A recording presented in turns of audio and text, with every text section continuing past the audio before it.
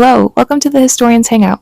My name is Alana Graves. I am a master's student at Bowling Green State University, pursuing my second degree in history and a certificate in public history. This podcast hopes to bridge the gap between academia and the general public. For today's episode, my friend, former high school history teacher and fellow historian Joe Boyle will be discussing his experience teaching students how to properly conduct local history research, while also going into two very interesting stories of World War II veterans from Toledo, Ohio. Before we get into the fun stuff, in the spirit of having an honest and casual conversation about doing history, I wanted to briefly point out that this episode was really hard for me to make. This was the first episode recording anything like that I've ever done. In the early stages of this project, the podcast was supposed to be a YouTube series where I would cook with other historians while discussing their research. At its core, the podcast is still the same, but after multiple camera fails, storage issues, name changes, I just had to switch to audio in a completely different setting. Unfortunately, major chunks of this interview had to be re-recorded at the time or have been lost completely. However, I feel like redoing this whole episode, especially after doing 6 takes for one section of it, it would just make the experience, the conversation, and connection to the audience and those interviewed feel disingenuous. So at times this episode might seem a little jumbled or not as polished as later ones, but I hope this transparency encourages you to start your own research on similar topics, even if your project doesn't go perfectly the first time. So anyways, the rest of this episode is going to be super casual. Grab a drink, grab a snack. I know that throughout this, we are doing the same. Like I said, this is supposed to be a cooking episode. Get comfy and come learn about history with us.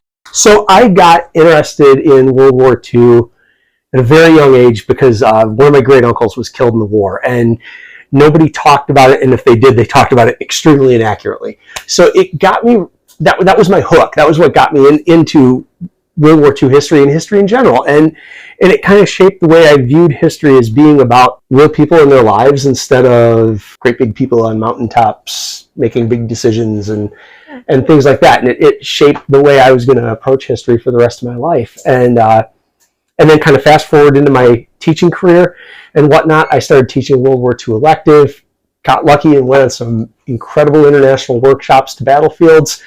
And when I started the World War II class in Toledo, the centerpiece of it is each student researching a Toledoan killed in the war. And as I pre-researched those to know what there was to find on each student's person, I started realizing I had a lot of information. And I said to my wife in bed one night, I said, I can't believe that I probably know more about World War II in Toledo than anybody else, and it's all going to die with me.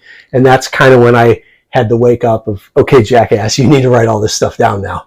And so going into that a little bit more, what exactly is the topic that we're going to be discussing today? So what we're going to talk about here is about specifically the Jewish community in Toledo, specifically 2 members of the Jewish community in Toledo and their roles in the Second World War. I think this is probably a good time for me to talk about source. How would you explain historiography? So what lens did I analyze my topic with? So as we kind of talked about earlier, this history from the bottom or history from the ground up gives you the opportunity to view larger issues through smaller stories. And that's always been a really important thing for me, going back to when I fell in love with history as a kid. And I know it has been for you as well. Yeah, I'm a big history from below person. I really like to study how social changes in lives reflect in history. This is for literally any era or any topic. We talked about it before the camera cut, how the Lavender Scare really affected not just women, but also men, and like how the nuclear family formed from that. And that is a gendered history from below approach. And so I feel like it gives a wider range, a more accurate retelling of exactly what history was like instead of just basing it off of, not that anything's wrong with it, but just military accounts or battles. There's more. There's a human element to history. And if we're talking about public history, that's our job as junior historians or third-class historians or whatever we're going to call whatever I am. You know, our job is to engage the public, engage students, engage the public with stories that they can understand, that open the doors into wider history for them. And I don't know that there's a better way to do that than history from below. So my methodology on this project, if you're going to try to do an entire history of the war, you know, most local histories, World War II, and there's nothing wrong with this, but they're a story of a couple of big heroes from the town, maybe a story about whatever the big industry was in the city, and a couple of feel-goods about the city coming together and what VE Day was like there. And with my project, I wanted to I wanted to try to emulate Dr. Donald Miller, who wrote the story of World War II as a complete from below history. I wanted to emulate that, but just within one town. And so my methodology started with reading, at the time, Toledo had 3 daily newspapers, 2 by the end of the war. But I read every one of Toledo's newspapers from the election of 1932 through to the end of 1946. That took place over a couple of years, and at the same time I was interviewing what surviving veterans there were, other people who had lived in town. I wanted to talk to people who had been young adults and children in Toledo during the war to understand what was it like to be a kid during this war? What was it like watching, in the case of one of these fellas, your older brother go off to war and die. I wanted those kind of views. And then in the end, with something that's so dependent on primary sources, then it became, I think the most difficult part of all of this was then trying to reconcile every one of these stories with the paper historical record and trying to find the biases from each story and correct for those. Mm-hmm. And just for a brief background before we continue on, methodology is the way other historians approach history and how we reflect back on it. So it's kind of looking at how contemporary sources would approach history and their source material, and then historiography is how historians do history. So we do history from below personally, and then you specialize in local history. I unfortunately do not, but I'm trying to get there. And then methodologies can be, is this a feminist study that we're doing? Is this a war history? It's how we perceive secondary texts. I think we can move on to the next question after that and talk about source materials, methodologies, and how other historians have approached your topic and the gaps within it. And so I was going to say, so I go back to Donald Miller again and Story of World War II, which is a really, really well done project. But I was going to talk more about local history, because when you were talking about kind of the different lenses through which we look through things, it doesn't happen enough in local history. And again, there's nothing wrong with that. I'm not trying to bash on local history because I am local history. Yeah. But there's a lot of local history that just kind of gives you a narrative without thinking about what its biases are, without really considering what lens it wants to look at things through. Mm-hmm. So first of all, I guess, one of the things that I feel really passionate about is that local history is important. And there were a couple of things. When I set out to do the project, I felt like I had to justify doing a local history project. A lot of people really look down upon public historians and local historians because they're not seen as academics necessarily. But I think academia and public history really needs to come together, or else how are people going to understand the full subject or the full nature of history? So one of my favorite things I found in trying to justify what I was doing to myself, if nobody else, was a study done by some psychologists out of Poland. And it was in the wake of the fall of communism and everything, looking at people's local history knowledge and correlating it with their civic efficacy. And the point of this entire study was that knowing local history makes people better citizens. They're more engaged. They make better decisions. It was just a phenomenal piece, and it really it deeply motivated me in the project to use local history and try to use it well, to try to tell multiple stories of multiple different groups of people instead of kind of rehashing the same old hero stories. And going off of that, what primary sources are most relevant to this research, especially your research topic regarding the Jewish family? So newspapers were huge, and especially, and this is a source bias that I have and why I think the story we'll talk about today is so cool. Toledo did not have a black newspaper from the 1920s until 1943. And then that paper that started in 43, there's no extant issues until 47. So I could easily be here telling you a story about black history in Toledo today, except that I don't have the data. And so that's a blind spot for my project. That's absolutely a blind spot, is like the black community and Hispanic community. I do not have the same sources that I had for the Jewish community, for the Poles, for the Hungarians, etc. So that's kind of the first bias off the air. Now, that source, the Ladies Auxiliary of the B'nai B'rith, put together between a couple of synagogues, published a newspaper that they sent around the world monthly, starting in 42. That's so cool. Oh yeah, so cool. And it's the favorite source I have from the whole project, is this thing called Toledo Calling. They reported news for all the boys overseas, like the score of the Scott Waite Thanksgiving Day football game and all that kind of stuff. But then they had a letters section that got bigger as the war went on. And the letters section was all of these folks writing letters back. So you've got, he was a pharmacist mate named Sam, and I can't think of his last name right now, but Sam writes a letter from Guadalcanal. back to Toledo Calling. And then Nathan writes one from his experiences in Maastricht, Netherlands, and his writing and experience. So you've got all of these stories from around the world, from all these different war experiences funneling in. And importantly, those are going to be men's and women's stories, because there were a lot of Jewish women that served in the WWII from Toledo. Oh, I got stories for you. So it's just it's the coolest source. And that got me interested in two people's stories specifically. Stephen Mosbacher and Mary Frances Goldman, who we'll talk about a little bit here today. And you guys at BGSU, you have Mary Frances Goldman's papers. At the Center for Archival Collections? At CAC, yep. Yeah. And so I found Mary Frances Goldman's papers there after getting interested in her from Toledo Calling. And that included her letters home, her parents' letters to her. And I got super interested in Stephen Mosbacher's, and I lucked out. And the Leo Baeck Institute, which has offices in New York and Berlin, had all the Mosbacher family papers. Talk about the Leo Baeck Institute. The Mosbacher family donated a large chunk of not just Stephen's correspondence, but the family's papers from when they lived in Germany prior to 38 to their coming to America, their stay in Toledo, and then moving on to New York in the 50s. And that was what unlocked these stories. And then I ended up finding some of Stephen's family who are just the coolest human beings on earth, and was able to put together about as full-fledged a portrait as you can of an individual guy during the war.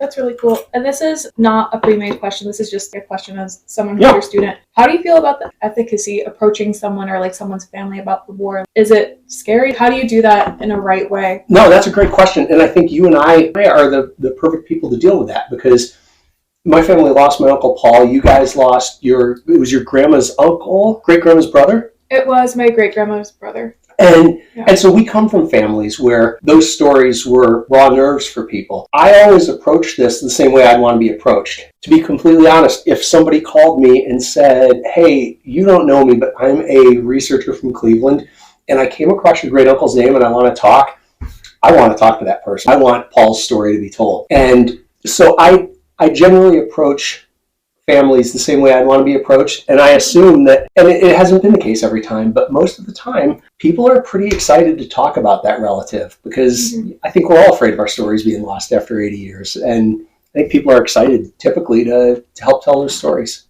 How would you say that your study is significant or different from other narratives that have already been published about history? So like I said, with local history, and again, there's nothing wrong with this, but most local histories of World War II are not a comprehensive story of World War II. They're a story about a couple of people from their town who won the Medal of Honor or were killed on D-Day.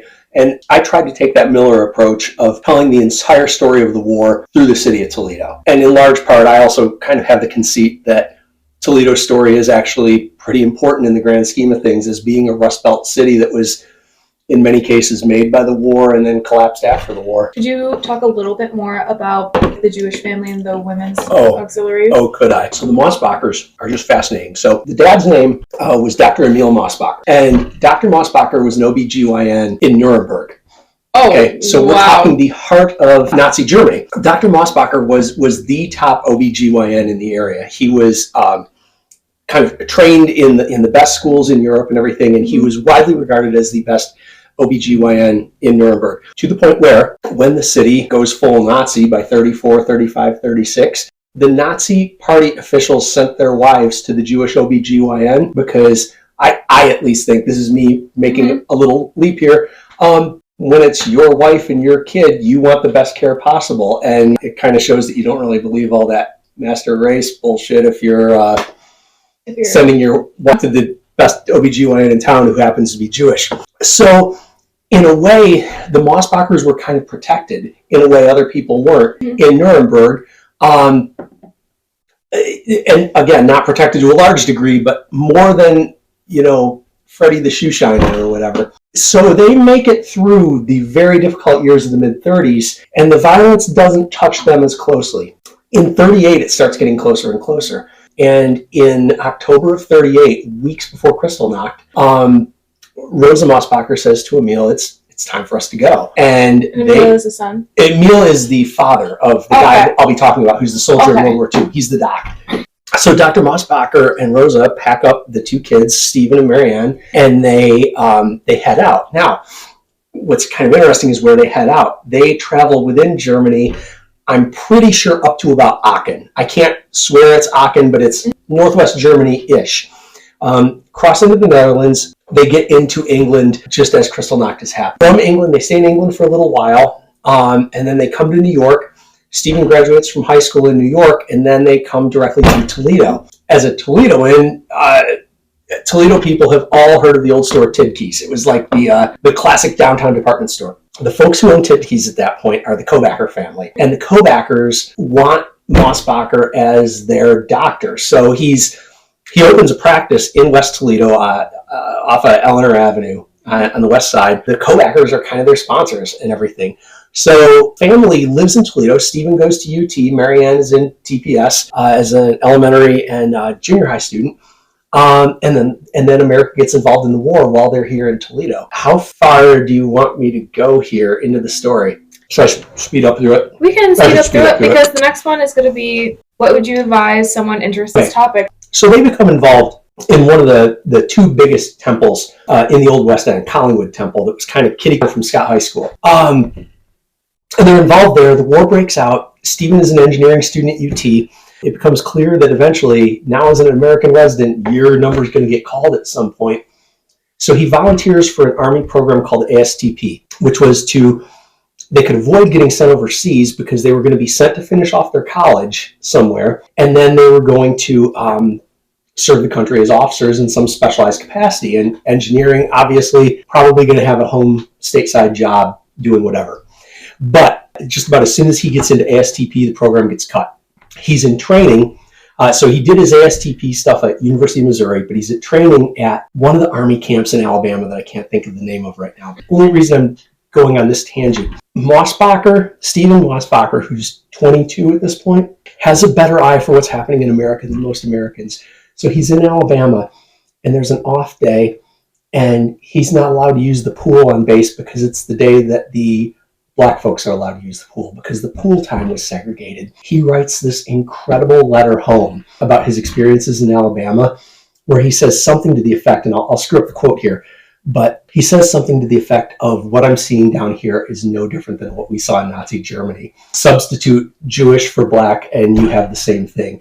And I thought, it takes the eye of an immigrant who had lived under Nazi oppression to recognize the exact same thing happening in the American South. And I found that one of the most powerful things that this very young person wrote out of his lived experience that I thought was incredible. That is incredible. And I think a lot of times when people talk about Nazi-era Germany and the U.S. involvement in the war, we always leave out how big of support Nazi-era Germany had from United States Americans before we get into the war. All their racial theories came from the southern United States. Let me wrap his story. So one thing leads to another. ASTP is shut down. He's probably sent as a grunt. And some guys come up to him and they say, we've got a little program that you might like to be part of. You're not going to get to be an officer. You're not going to get to finish college, but we'll make you a sergeant and you're going to do something cool. So he gets recruited into what becomes known as the Ritchie Boys, a counterintelligence unit made almost entirely of German Jewish young men, or Swiss Jewish young men, who are being trained to do counterintelligence and interrogate prisoners off the battlefield and do all the spooky little things that counterintelligence people do. So he goes to Ritchie, he gets trained, he gets sent over to Europe. He's in England in the fall of 1944. So after D-Day, and then the Battle of the Bulge breaks out. So he gets sent over to Paris first before he's going to get attached to an armored unit up in the Netherlands. Here's where the story gets so cool. So in England, at the time he gets to England, is this person from his temple back in Toledo, Mary Frances Goldman. So Mary Frances Goldman was a Scott graduate. She started something at Scott called the No Toledo Club. That was a Toledo history club. So Mary Frances, so to my experience. But Mary Frances gets assigned to the Schaeff Office of the Historian. She was working as a historian's assistant as a second lieutenant. She's a whack who became an officer. She wanted some adventure. Her family was totally against her joining the military. She did it anyways because that's who she was. This is probably the coolest person in the world. Oh, Mary Frances, I can't even pick a coolest person out of these people that I learned stuff about. Mary Frances gets assigned to this historians unit. She ends up flying shuttle missions back and forth from England to the battlefield, collecting trunks of documents, taking them back to this warehouse in England, where then categorizing them for the archives, papers that you and I use today out of NARA 2 in College Park. Mary Frances Goldman had her mitts on them at some point as she's flying them back and forth. So that's her job on the Battle of the Bulge. Okay. And all hell breaks loose. So she gets assigned to work with a quartermaster company in Paris, just getting people supplies as they go through Paris, ship north to the battlefield. She is handing out boots, and Stephen Mosbacher comes through. No. And yes. And so these two people who both grew up in West Toledo run into each other. They're talking to each other. And she writes a letter home about it, which you guys have it at CAC. In this letter, she writes that she saw the Mosbacher boy, and he looked sad, and all she wanted to do was get him a warm place to stay for the night and a meal, but it wouldn't be appropriate because she's an officer and he's enlisted. No fraternizing with the working people. And like the heartbreak in the letter she writes home before she even knows what's going to happen to him, it's just so evident. And like, to some degree, it does my heart good to know that in the last months of his life, Stephen got to meet this friend from home and have that connection one more time from, home, because things, right? Yeah. He's going into his homeland to liberate his homeland. But it's just this poetic, like, movie moment for me when Mary Frances and Stephen meet. So Stephen gets his boots, gets shipped up north, Battle of the Bulge, blah, blah, blah. Now, when the Bulge collapses in January, there are tens of thousands of German German prisoners to interrogate and process. So he gets really busy. We're moving him closer to the front, and he ends up in a town called Margraten in the Netherlands. I feel like I know how the story is going to end. It's not a happy ending, of course. He gets up to Margraten, and he stays in Margraten, this small little village near the border between the Netherlands and Germany, near Aachen. In this little town, he ends up living with a family called the Vernons. And this was pretty common up there. Instead of being in barracks, U.S. soldiers would sleep in the homes of our allied people. So he stays with the Vernons, maintains this wonderful friendship with him. You can see it from the letters he's sending home about these people and how wonderful and kind they are, etc. Finally, he's attached to this armored unit. They start moving out into northwest Germany, and he doesn't come back. So he gets killed on this mission where they were trying to find billeting for the night in March. It's 6 weeks before the war is going to be over. And he gets killed in this mission. His commanding officer writes this beautiful letter to the family about what they were doing. And they were on a Toledo-built Jeep trying to save this one other guy. And he writes vividly about how Stephen was laughing as we U-turned around and grabbed the other guy back into the Jeep right before he was shot. And I think for me, where I am in life with stage 4 cancer, this is one of the reasons that Stephen's story resonates so strongly with me, is that laughing in the face of the jaws of death. Postscript, because I got to wrap this story up, right? So... And also, I'm about to cry. I know, me too. Every time I tell Stephen's story, I'm about to cry. But here's where it gets beautiful, okay? So we've had the terrible part, now we get the beauty. We made a promise to our men and women that you will not be buried on enemy soil. So Margraten was on this main road out of northern Europe, out of northern Germany, back into the Netherlands. And the Netherlands was the closest Allied soil. Margraten's only about maximum 5 miles from the German border. They bring the bodies back and they bury them at this temporary cemetery at Margraten. And the Vronin family knows that Stephen is among these bodies being brought back. They end up decorating his grave to this day. So the temporary cemetery at Margraten ends up becoming a permanent cemetery maintained by the American Battle Monuments Commission to this day. And Stephen's grave has been adopted by the Vronins for 8 decades now, for 4 generations. This is everything. This is like the story we tell ourselves about the Second World War. Americans want to believe that we're the heroes, but we aren't always the heroes. And a lot of the stories of World War II are not heroism with the capital H and superheroes and capes and stuff. It's these moments of humanity between people.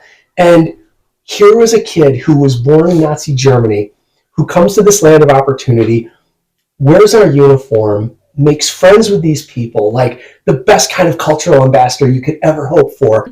And it's just human love, right? This is love between humans. And this is deeper than history. This is who we are. And as humans, we take care of each other. And they took care of him. And that just to me, that's more interesting than what machine gun was used or what bomber was the best bomber or any of that stuff. It's like, here's our humanity. Like, this is who we can be if we want to be. This is who we are. That's why I wanted to talk with Stephen Mosbacher today, because to me, it's more important than the bombs and the bullets and the ships and this. Without studying something like this in his story, you lose so much of the historical narrative. It's so important to study why wars were started and how they were fought and machinery used and all that. But understanding that there is this group of people that would normally be left out. I would have never known about his story. I would have never experienced it.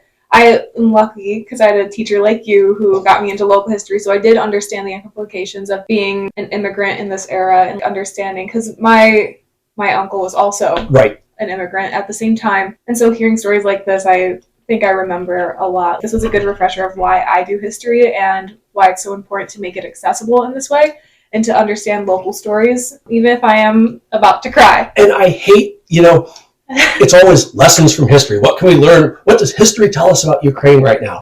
Nothing, right? We can learn interesting things and provide context to what's happening, but it's not like there is a lesson we learn from. Everybody wants to apply these old lessons. Are you telling me you're not a postmodernist Marxist? Not exactly. I just don't believe that history is this one book that we read and we get the cookbook for what we're supposed to do today.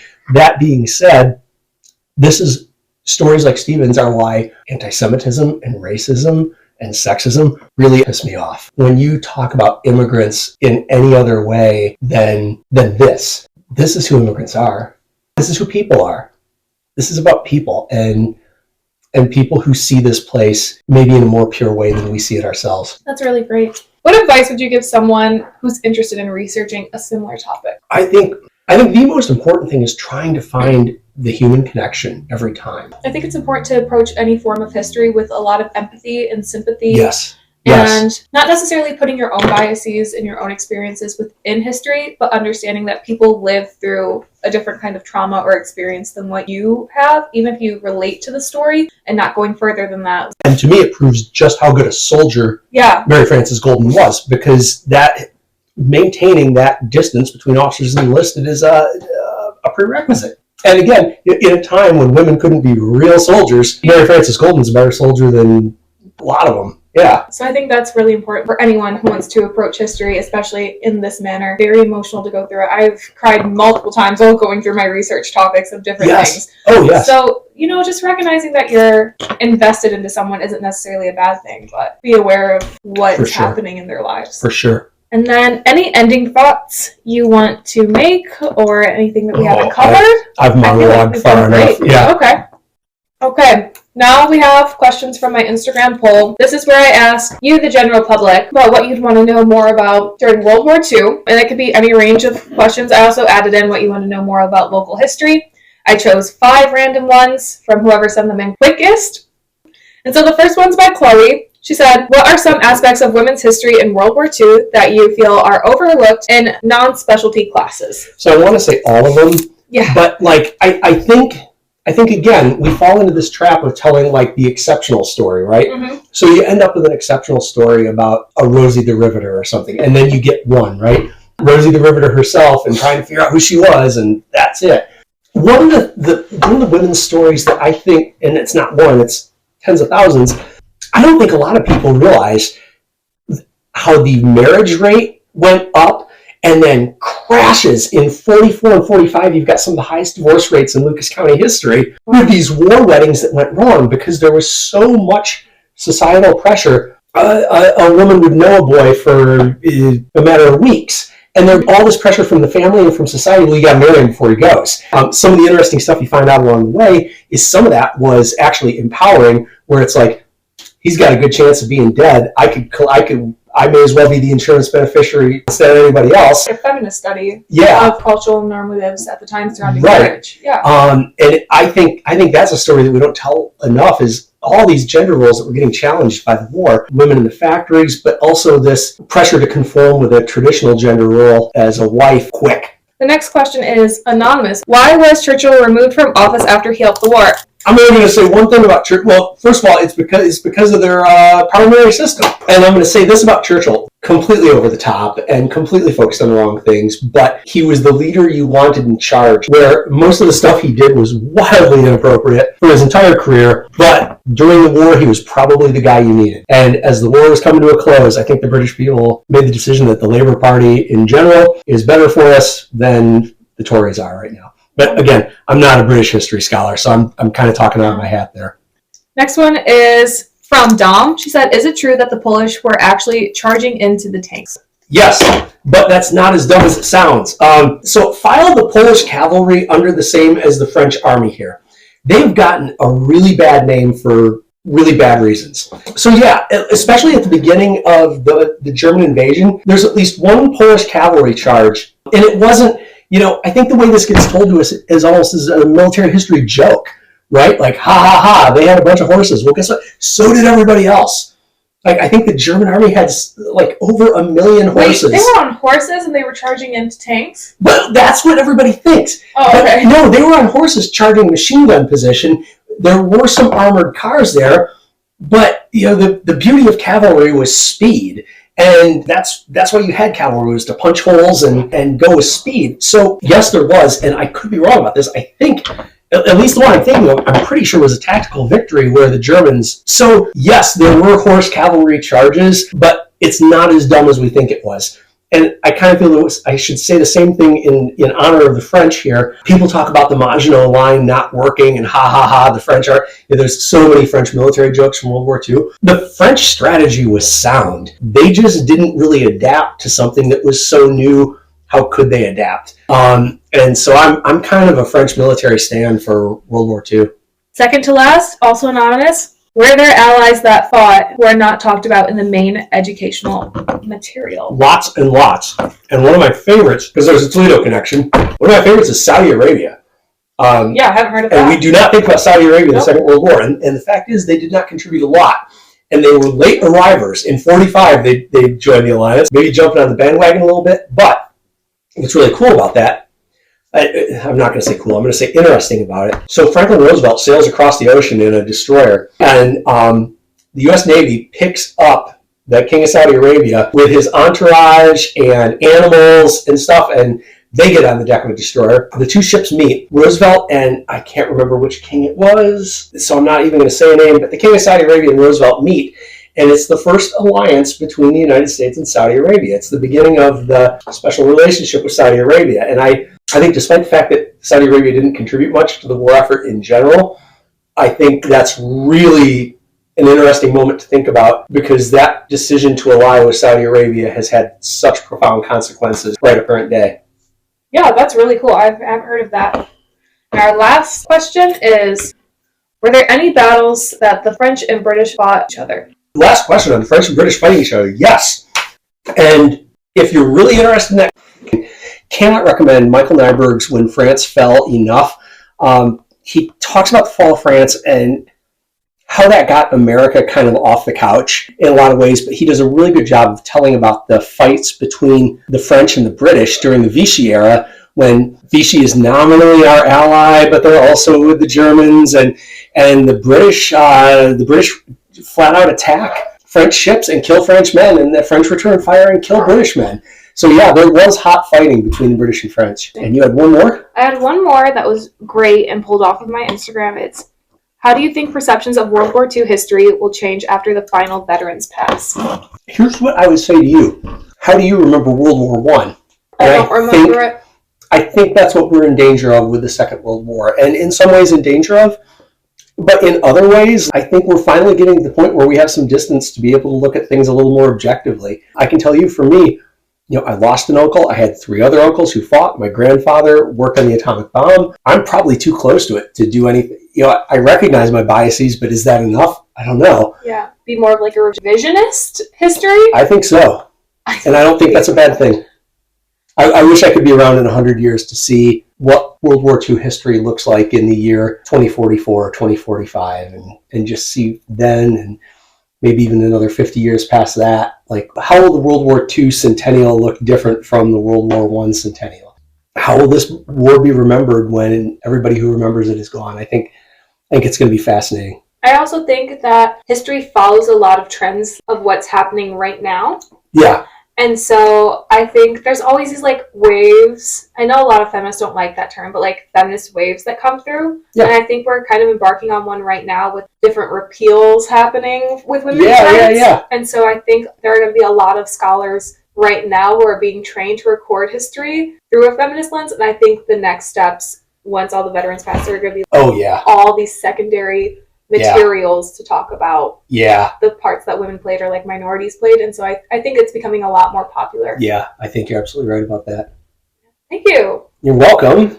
I have a degree. Okay, we did it.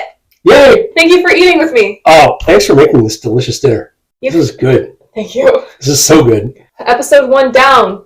Gotta get my master's. So that's it for this episode of the Historians Hangout. I hope you're all doing okay. I know I was crying at the end. Similar tales of tragedy, hope, and heroism can be found in Joe Boyle's newest book series, Toledo's War, volumes 1 through 5. I would like to sincerely thank Mr. Boyle for joining me today. I know this process was difficult, but you have always been my history rock and mentor. I am so grateful for your time and effort. The original music for today's episode is by Brooke Bean, assistance in editing by Chase Fleece, and finally, director, editor, and host of the Historians Hangout is me, Alana Graves. Thanks for listening. Bye!